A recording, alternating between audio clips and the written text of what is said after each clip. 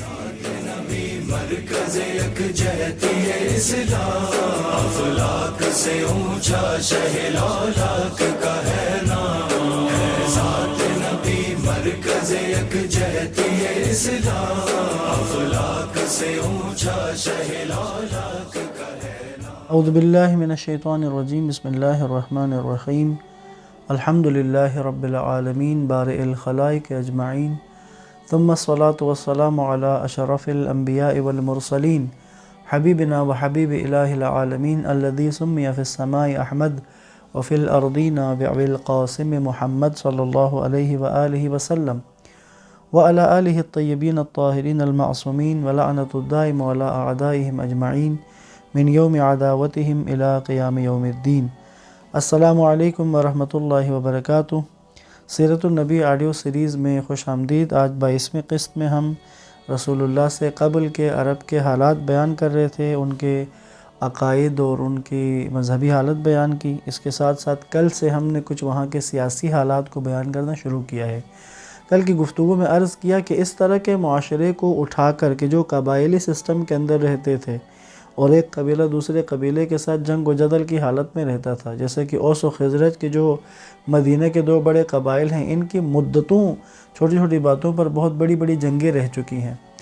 ایسے ایک معاشرے کو کہ جو خرافاتی اور توہماتی عقائد کی وجہ سے جن کی فکر منجمد ہو چکی تھی، جن کی عقلوں پر پردے پڑ چکے تھے، اس طرح کی امت کو، اس طرح کے اقوام کو، اس طرح کے لوگوں کو اٹھا کر عالمی سطح کی ایک امت بنا دینا، ایک عالمی سطح کی حکومت تشکیل دے دینا اور ایسی بنیادوں پر اس حکومت کو قائم کرنا، ایسی بنیادوں پر اس معاشرے کو تشکیل دینا کہ وہ معاشرہ دنیا کی تمام اقوام کے لیے، حتیٰ کہ اس دور کے حساب سے جو ترقی یافتہ اور متمدن اور معاشرے تھے، ان کے لیے بھی رہنما اور ان کے لیے قابل تسلیم اصول پیش کر دیے اس معاشرے نے۔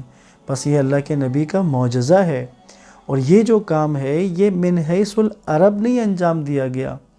اگر یہ جو عروج ہے، یعنی اللہ کے نبی کے آنے کے بعد یہ جو ترقی ہے، یہ جو اس معاشرے کی اٹھان ہے، اگر یہ اٹھان عرب ہونے کی حیثیت سے ہو تو ہم نے بیان کیا ہے کہ اس سے پہلے یمن کا علاقہ حکومتیں رہی ہیں، وہاں پر تبائے یمن جن کو قرآن نے بھی جس کا ذکر کیا تبع کہلاتا تھا، یمن کا بادشاہ، بڑی بڑی حکومتیں رہی ہیں۔ ملکہ سبا وہاں کی ایک حکومت جس کا ذکر قرآن میں موجود ہے۔ اسی طرح جو ڈیم کے ساتھ ایک بڑی آباد وہ جو علاقہ تھا۔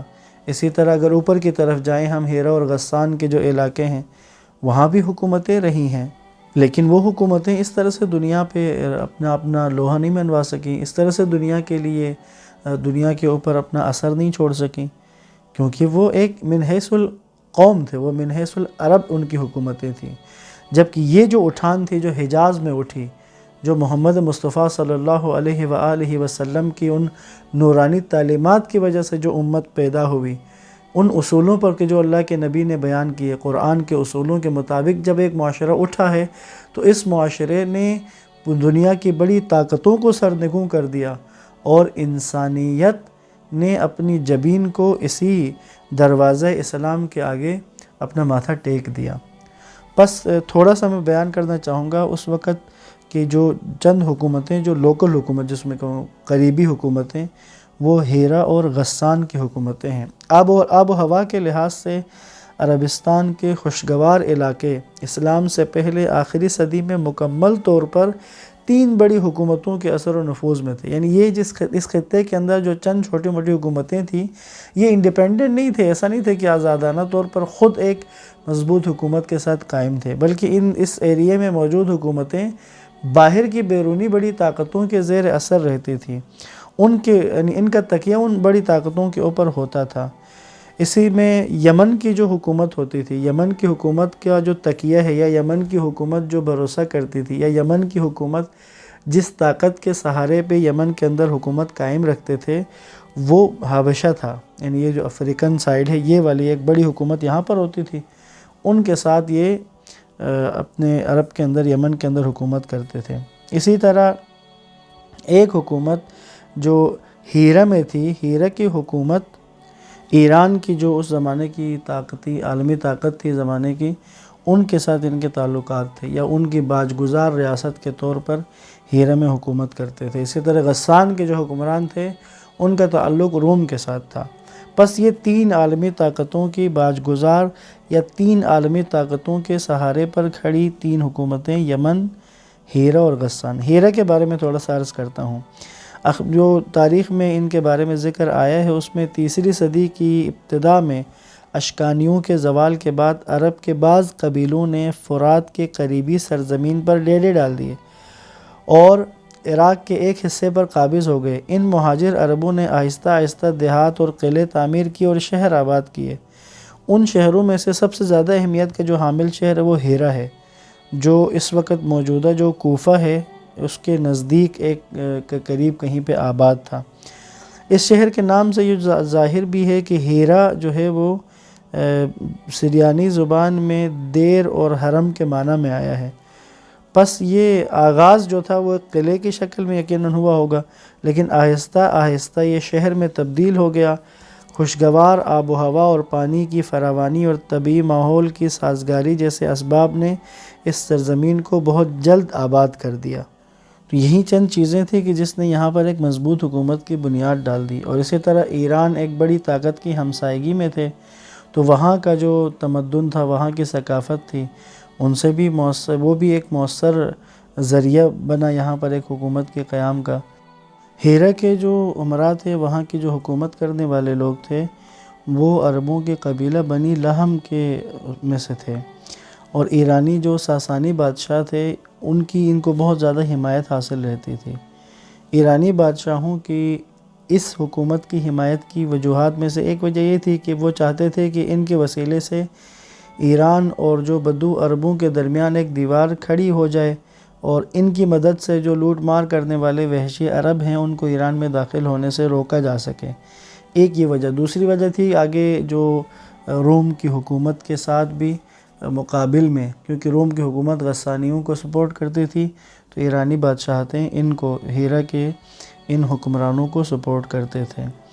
پس ہیرا کے علاقے میں خاندان بنی لہم نے ایک نیم متمدن سلطنت، یہ جو حکومت انہوں نے قائم کی، یہ اس زمانے کے عربوں کی حکومتوں میں سے سب سے بڑی حکومت یہی تھی۔ اس حکومت کے سلسلے کا جو آخری بادشاہ ہے وہ نعمان ابن منذر ہے، جس کو ایران کے بادشاہ خسرو پرویز کے حکم سے معزول اور قتل کر دیا گیا تھا۔ دوسری حکومت ہیرا کے علاوہ اس کے ساتھ غسان کی حکومت ہے۔ 5ویں صدی کے آخر میں یا 6 صدی کے اوائل میں عربستان ہی کے مختلف علاقوں سے آنے والے مہاجرین کے ایک گروہ نے عربستان کے شمال میں ڈیرے ڈال دیے اور روم کی ہمسائیگی میں غسان کی حکومت کی بنیاد رکھی۔ یہ حکومت روم کی حکومت سے بہرہ مند تھی، اور اس کے حکمران قسطنطنیہ کے عظیم فرمانروا کے کٹ پتلی ہوتے تھے، جیسا کہ ہیرا کے حکمران ایران کے کٹ پتلی یا وہاں کے باج گزار تھے۔ غسان بھی کسی حد تک ایک متمدن ملک تھا، چونکہ اس حکومت کا مرکز ایک طرف شام کے جو دمشق ہے، دمشق کے نزدیک تھا، اور دوسری طرف رومی عربستان کا مرکزی خطہ بصرہ کی ہمسائیگی میں تھا، اس لیے روم کے زیر نفوذ تھا، ان کے تمدن سے متاثر تھا۔ پس غسانی حکمران ایرانی اور ہیرا کے فرمانرواؤں سے اپنی چپکلش کی وجہ سے روم کے اتحادی اور دوست تھے۔ مجموعی طور پر 9 یا 10 غسانی عمراء نے اس سرزمین پر حکومت کی ہے۔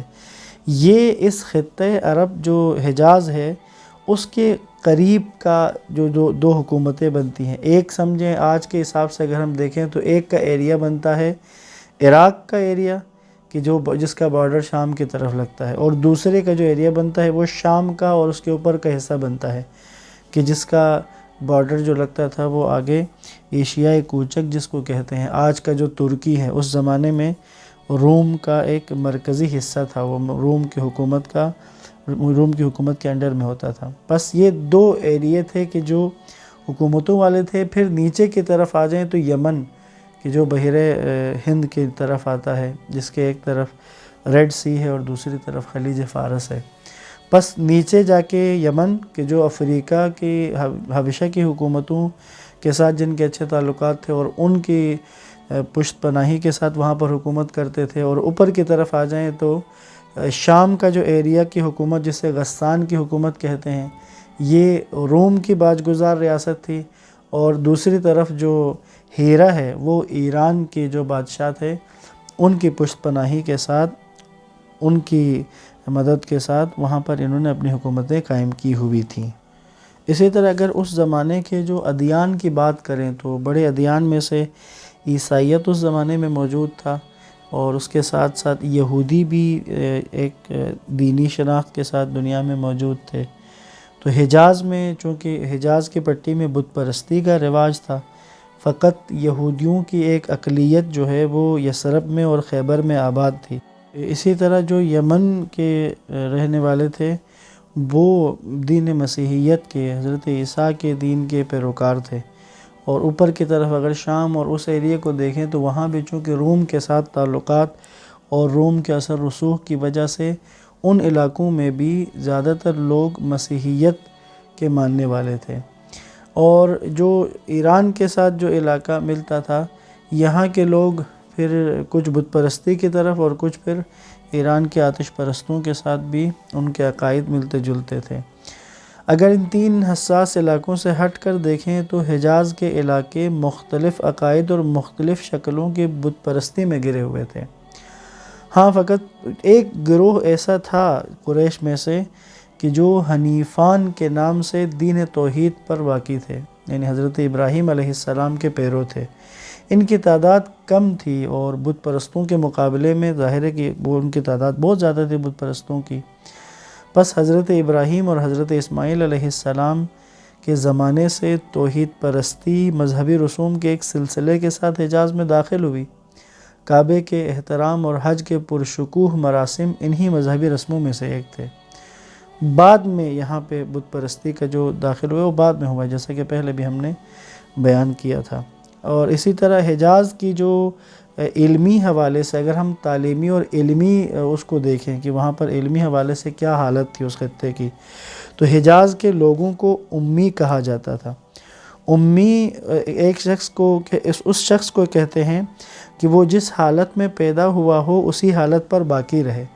تو عربوں میں چونکہ پڑھنے لکھنے کا معیار کم تھا، تو علم کی قدر و قیمت معلوم اگر کرنا چاہیں تو اس کے جاننے کے لیے اتنا ہی کافی ہوگا کہ جس وقت اسلام کا ظہور ہوا، اسلام کا جب آغاز ہوا، تو اس وقت قریش میں سے صرف 17 آدمی پڑھنا لکھنا جانتے تھے۔ اتنا بڑا قبیلہ قریش، اس میں سے 17 لوگ پڑھنا لکھنا جانتے تھے۔ اسی طرح مدینہ کے جو دو بڑے قبیلے تھے، اوس و خزرج، ان دونوں کے درمیان صرف 11 آدمی پڑھے لکھے تھے۔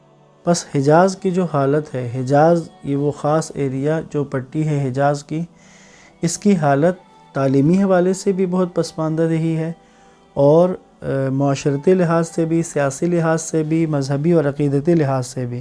اب اگر ہم تھوڑا سا اپنے ذہن میں لائیں، اب آپ سوچیں کہ ایک ایریا اوپر کی طرف ہے شام اور عراق کا، ایک ایریا نیچے کی طرف ہے یمن کا۔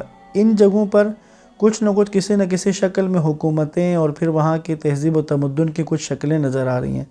اب سینٹر میں آ جائیں حجاز کی طرف، تو حجاز ایک ایسا علاقہ ہے جہاں اس سے پہلے کوئی بڑا تمدن، کوئی بڑی تہذیب یہاں پر نہیں رہی۔ اس طرح کے اور عقیدتی اور خرافاتی اور توہماتی عقائد کے حامل لوگ ہیں۔ پڑھنے لکھنے کی حالت تعلیمی حوالے سے اتنی ہے کہ قریش جیسے بڑے قبیلے کے صرف 17 لوگ پڑھنا لکھنا جانتے ہیں۔ اوس و خزرج کے جیسے بڑے قبائل یثرب کے، اس میں سے 11 لوگ پڑھنا لکھنا جانتے ہیں۔ اس طرح کے معاشرے کے اندر اللہ نے اپنے آخری نبی کو اتارا ہے۔ ایسے معاشرے کے اندر سے اللہ کے نبی نے اپنی نبوت کا آغاز کیا ہے، اور چند عرصے میں، کچھ ہی عرصے میں، اگر ہم اللہ کے نبی کی اس اعلان نبوت سے لے کر آپ کی رحلت تک کے دورانیے کو دیکھیں تو یہ کل ملا کے 23 سال کا عرصہ بنتا ہے۔ 23 سال کے عرصے میں اس میں سے بھی کھل کر جو کام کرنے کا موقع ملا وہ ہجرت کے بعد ہے۔ 10 سال کے عرصے میں اس خطے کو، اس قوم کو ایسی حالت پر مشتمل ایک ملت کو، ایک قوم کو اٹھا کر دنیا کے سامنے ایسے مضبوطی سے کھڑا کر دیا اور دنیا کے لیے نمونہ بنا دیا، دنیا کے لیے قابل تقلید بنا دیا۔ ایسی حالت بنا دی کہ دنیا کی اقوام ان کی تابعداری میں آ گئی، ان کے آگے انہوں نے سر تسلیم خم کر لیا۔ بس یہ اللہ کے نبی کے معجزے میں سے ہے، یہ معجزات میں سے ہے۔ یہاں پر اختتام کرتا ہوں، انشاءاللہ اگلی قسط میں ہم زمانے کے عالمی حالات کے عنوان سے روم اور ایران کے جو حالات تھے ان کو بھی بیان کر دیں گے، تاکہ ایک پورا نقشہ ہمارے ذہن میں رہے اس زمانے کے داخلی حالات، علاقائی حالات اور عالمی حالات کا، تاکہ زیادہ بہتر انداز میں آگے بڑھ سکیں۔ والسلام علیکم ورحمۃ اللہ وبرکاتہ۔